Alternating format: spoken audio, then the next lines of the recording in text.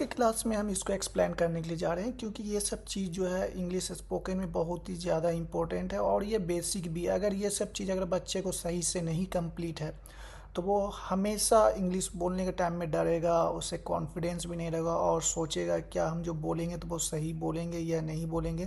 तो इसलिए बच्चे में प्रॉब्लम होता है और हम चाहते हैं कि ये सब चीज़ सबसे पहले कंप्लीट हो जाए, जिससे बच्चे को प्रॉब्लम्स नहीं होगा। और अगर ये कंप्लीट कर लेता है तो फिर उसमें अलग लेवल का कॉन्फिडेंस आ जाएगा, फिर वो बोलने के टाइम में सोचेगा वह नहीं और नहीं डरेगा। तो अब हम जा रहे हैं इसको बताने के लिए किस तरह से प्रैक्टिस करना है जिससे प्रॉब्लम्स नहीं होना चाहिए। सबसे पहले देख रहे हैं ही हैड है, उसके बाद है ही डिड नॉट हैव है, डिड ही हैव है, डिड ही नॉट हैव है।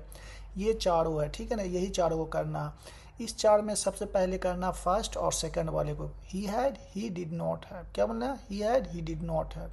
फिर उसके बाद करना है did he have did he not have. तीसरा चौथा करना है, क्या करना है? Did he have did he not have. ठीक है, अब ये हो जाने के बाद फिर चारों को बोलना है कॉन्फिडेंस में, बीच में रुकना नहीं चाहिए, नहीं आपको टाइम लगना चाहिए। जितना फास्ट जितने अच्छे से बोलिएगा आपके लिए उतना ही परफेक्ट होगा। अब देखिए ही हैड है, ही डिड नॉट हैव है, did he have did he not have है। क्या बोलना है? He had he did not have, did he have did he not have. इस टाइप से प्रैक्टिस होना चाहिए, ठीक है। और एक चीज़ और बता देते हैं, सेकंड और फोर्थ वाले को दो तरीके से बोल सकते हैं। एक तो तरीका ये लिखा हुआ है ही डिड नॉट हैव, और एक और तरीका है ही डिडंट हैव। क्या बोलेंगे? ही डिडंट हैव, यानी डिड और नॉट को एक साथ बोलेंगे, ठीक है ना। फिर उसी टाइप से चौथा वाले को किस टाइप से बोलना है? डिड ही नॉट हैव है तो इसको बोलेंगे डिडंट ही हैव। क्या बोलेंगे?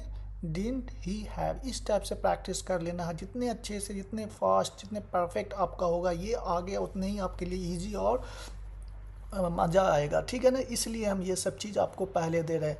तो आज के लिए इतना ही, फिर मिलते हैं नेक्स्ट क्लास में।